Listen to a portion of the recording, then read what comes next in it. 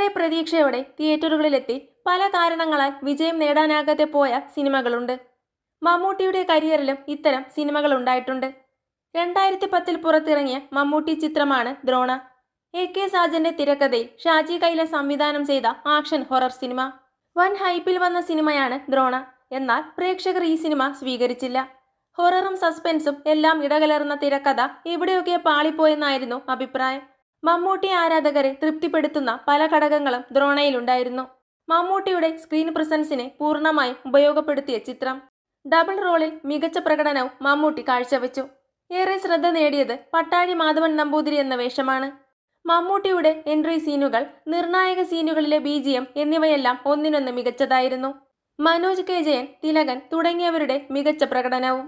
ഇതെല്ലാം ഉണ്ടായിട്ടും ദ്രോണ പരാജയപ്പെട്ടു. ദ്രോണയ്ക്ക് പറ്റിയ പിഴവുകളെക്കുറിച്ച് സോഷ്യൽ മീഡിയയിൽ നടക്കുന്ന ചർച്ചയാണ് ഇപ്പോൾ ശ്രദ്ധ നേടുന്നത്. പോസിറ്റീവ് ഘടകങ്ങളെയെല്ലാം ഇല്ലാതാക്കി കളഞ്ഞ ക്ലൈമാക്സ് ആയിരുന്നു ദ്രോണയിലേതെന്ന് പ്രേക്ഷകർ പറയുന്നു. മനോജ് K ജയൻ ചെയ്ത വില്ലൻ കഥാപാത്രത്തിന്റെ ഡ്യുവൽ പേഴ്സണാലിറ്റിയാണ് കഥയുടെ ക്ലൈമാക്സിൽ കാണിക്കുന്നത്. ഈ ട്വിസ്റ്റ് പലർക്കും ഇഷ്ടപ്പെട്ടില്ല.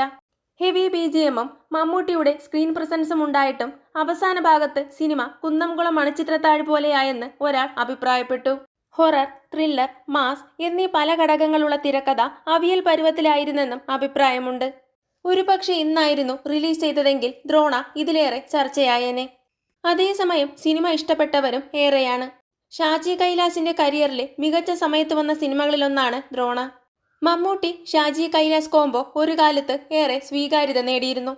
വല്യേട്ടൻ, ദ കിങ് തുടങ്ങിയ സിനിമകൾ ഇതിന് ഉദാഹരണമാണ്.